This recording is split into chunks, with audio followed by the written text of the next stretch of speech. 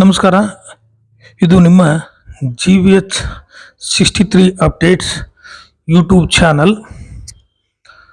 ದಾವಣಗೆರೆಯ KTJ ನಗರದ 2ನೇ ಕ್ರಾಸಿನಲ್ಲಿರುವ ಮಹಾಗಣಪತಿ, ದುರ್ಗಾಂಬ ಹಾಗೂ ಶನೇಶ್ವರ ದೇವಸ್ಥಾನಗಳು 15 ವರ್ಷಗಳ ಹಿಂದೆ ಪ್ರತಿಷ್ಠಾಪನೆಗೊಂಡು ಇಲ್ಲಿಗೆ ಸಾವಿರಾರು ಭಕ್ತರು ಪ್ರತಿದಿನ ಬರುತ್ತಿದ್ದಾರೆ.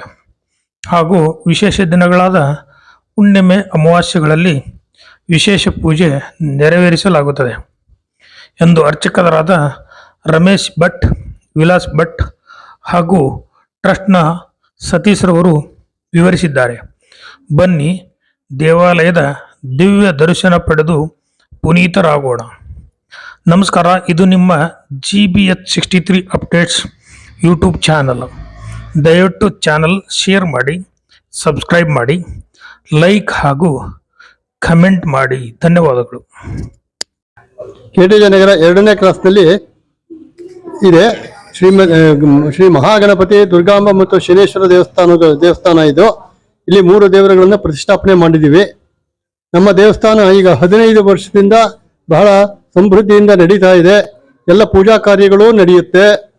ಜೊತೆಗೆ ಪ್ರತಿ ಹುಣ್ಣಿಮೆ ದಿವಸ ಸಾಯಂಕಾಲ 6:30 8 ಗಂಟೆ ತನಕ ಸತ್ಯನಾರಾಯಣ ಪೂಜೆ ಇರುತ್ತೆ ಸಾಮೂಹಿಕವಾಗಿ, ಮತ್ತು ಅನ್ನದಾನ ಇರುತ್ತದೆ. ಮತ್ತು ಪ್ರತಿ ಅಮಾವಾಸ್ಯೆಗೆ ಶನೇಶ್ವರನ ಪೂಜೆ ಇರುತ್ತೆ ಮತ್ತು ಶನಿ ಮಹಾತ್ಮ ಕಥೆಯನ್ನು ಓದ್ತೀವಿ. ಸಾಯಂಕಾಲ ಅನ್ನದಾನ ಇರುತ್ತದೆ. ಈ ರೀತಿ ಎಲ್ಲ ಕಾರ್ಯಕ್ರಮಗಳು ಬಹಳ ಅದ್ದೂರಿಯಿಂದ ವಿಜೃಂಭಣೆಯಿಂದ ನಡೆಯುತ್ತೆ.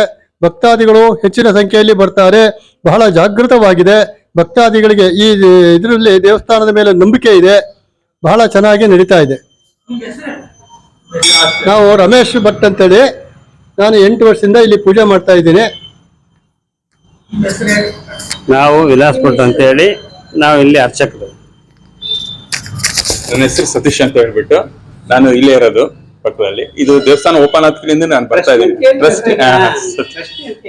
ಫಸ್ಟ್ ಮೊದಲೇ ಗಣಪನ ಗುಡಿ ಓಪನ್ ಆಯ್ತು, ಆಮೇಲೆ ಅದಾದ್ಮೇಲೆ ದುರ್ಗಾ ದೇವಿದು, ಆಮೇಲೆ ಶನೀಶ್ವರನ ದೇವಸ್ಥಾನ ಓಪನ್ ಆಯ್ತು.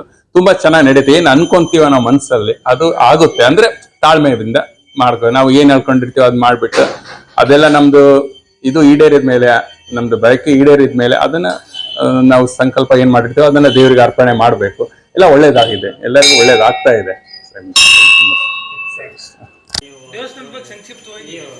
ನಮ್ಮ ತಮ್ಮರು ಹೇಳ್ತಾರೆ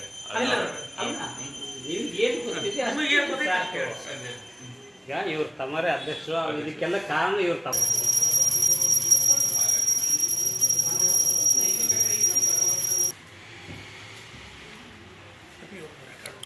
ಮಾಡ್ತೀನಿ.